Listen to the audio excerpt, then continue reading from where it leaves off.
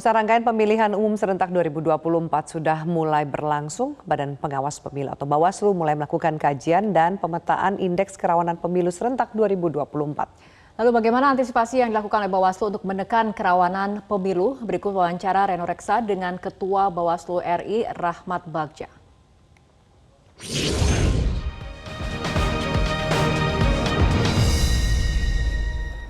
Kalau kita hitung menuju Pilpres 2024, 14 Februari 2024, ini berarti kurang dari 1 tahun 2 bulan lagi gelaran Pilpres 2024 ini akan sudah berjalan. Pesta demokrasi sebenarnya sudah running sejak pertengahan tahun 2022.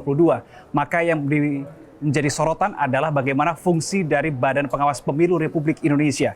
Untuk mengetahui bagaimana update-nya terkini, apa saja yang sudah dikerjakan oleh Bawaslu RI. Saat ini saya sudah bersama dengan Ketua Bawaslu RI, Bapak Rahmat Bagja. Pak Bagja, apa kabar? Salam sehat, Pak Bagja. Alhamdulillah sehat. Pak Bagja, ada beberapa isu yang akan saya bahas dengan Pak Bagja. Yang pertama terkait dengan apa kabar 5 partai yang mengadukan KPU ke Bawaslu terkait dengan hasil verifikasi. Perkembangannya seperti apa? Proses kemarin tanggal 2 November adalah batas jam 4 sore, batas terakhir untuk mengumpulkan kesimpulan. Ya. Kesimpulan terhadap seluruh proses, baik mediasi maupun adjudikasi yang telah dilaksanakan. Kemudian nanti tanggal 4, kita akan membacakan putusan. Jadi sekarang kami lagi melakukan kajian, melakukan rapat nanti permusyawaratan dalam menentukan apakah kasus ini dikabulkan atau tidak dikabulkan.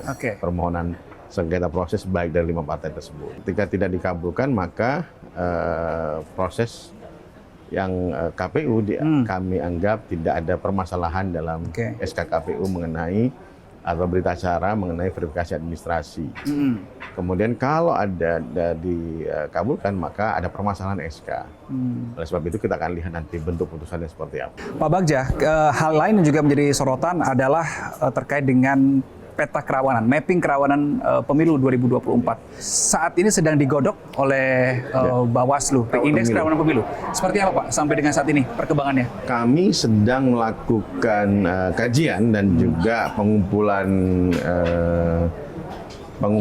bahan dalam menyusun IKP, sehingga kemudian IKP akan menjadi rujukan Bawaslu untuk melakukan cegah dini, deteksi pencegahan dini, early warning system. Untuk kemudian juga bisa melakukan berbagai hal, upaya dalam menekan, misalnya jika ada indikasi akan kemungkinan chaos di satu tempat, maka bisa diturunkan tensi chaotic tersebut, sehingga kemudian apa yang dilakukan Bawaslu kerjasama dengan multi stakeholder yang ada, aparat keamanan, aparat pemerintahan daerah, aparat pemerintahan pusat, dan juga aparat dengan tokoh masyarakat dan tokoh agama jika berkaitan juga dengan isu agama dan lain-lain. Kemudian juga pada saat ini ada beberapa hal yang menjadi tren di pemilu 2019 yang lalu, sehingga kemudian apakah kemudian tren ini akan naik, apakah turun? Ini tren apa? Tren misalnya politisasi SARA. Melalui media sosial. Apa kemudian tindakan yang harus dilakukan oleh Bawaslu berhubungan dengan hal tersebut? Misalnya sampai saat ini kami lagi bekerja sama dengan Kominfo untuk kemudian menyusun standar pengawasan dalam media sosial misalnya. Apakah kemudian berita itu menyebar dan lain-lain sehingga perlu di take down? Ataukah kemudian bisa kena unsur pidana apa tidak? Nah, ini yang kita lagi rumuskan. Inilah hal-hal ini yang menjadi poin penting dalam penyusunan IKP. Kemudian juga kesiapan penyelenggara, itu juga jadi salah satu unsur kerawanan. Jika dalam seleksi saja akan ada permasalahan, maka harus hati-hati ke depan. Jadi penyelenggara harus tetap netral, independen. Walaupun kedekatan dengan peserta pemilu tetap ada. Karena peserta pemilu harus tahu apa yang do, apa yang don't, apa yang boleh, apa yang tidak boleh. Ini harus tahu dan harus dilakukan. Dan kemudian apa yang juga bisa menurunkan tensi dalam persaingan tersebut. Ini persaingan pasti ketat. Pasti. Namun kita tetap menjaga bahwa pemilu kita ini adalah pesta demokrasi. Yang namanya pesta, ya tentu tidak harus ada suasana happy-nya, gitu. Jangan kemudian hanya suasana kompetisinya. Itu juga jadi persoalan, nanti akan menjadi salah satu indikator dalam penyusunan IKP. Oke, tapi saya dengar Bawaslu ini melibatkan atau menyerap aspirasi isu-isu yang dari masyarakat begitu ya. So far, sampai dengan saat ini, isu apa sih yang paling banyak terserap atau paling banyak tersampaikan oleh masyarakat ke Bawaslu? Isu pertama pasti netralitas penyelenggara. Netralitas penyelenggara, oke. Isu kedua netralitas ASN. Dan juga bagaimana Bawaslu mengawasi calon presiden yang dari menteri setelah ada putusan MK. Nah, ini menarik ini isunya. Itu yang menarik. Bagaimana proses pengawasannya? Tidak boleh kan menggunakan anggaran negara untuk kepentingan pribadi atau untuk kepentingan partai politik tertentu. Oke, baik.